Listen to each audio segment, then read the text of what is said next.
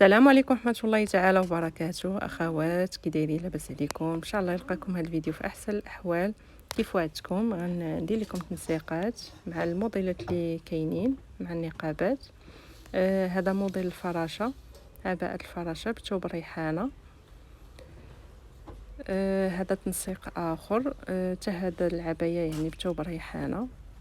إلا لاحظتوا كنخدم بزاف بثوب الريحانة لأنه تيبقى يعني مزيان في العباية، ما كيتحببش، ما كي زعما بالنسبه للمصلوح راه كتلبسي واخا ما تصلحيهش.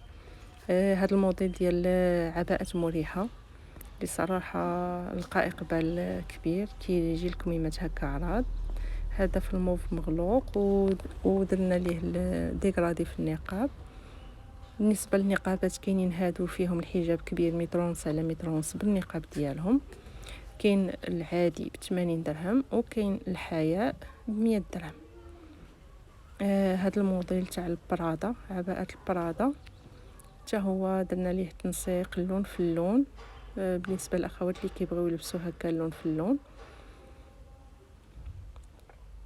بالنسبه لهذا الموديل حتى هو عباءة مريحه، ديال جوري، درتو مع هذا الزيتي، النقاب الزيتي.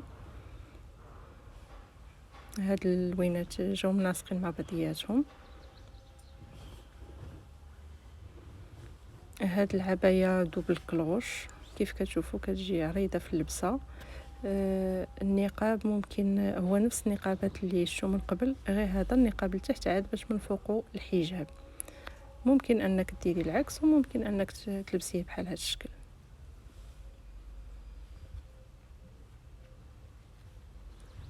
الكمام ديالها حتى هما كيجيو عراض. بالنسبه لهذا الموديل غنحاول ان شاء الله المره الجايه ندير لكم فيديو فيه لوينات، فيه شي 5 لوينات، كيجي بحال كسيوه بلو لان كيف كتشوفوا مشرط. ولبساتو لكم البنت مع النقاب ديال الطرحه، يعني النقاب والطرحه ديالو كيف كتشوفوا كتجي هكا من القدام وكتجي طويله من الخلف.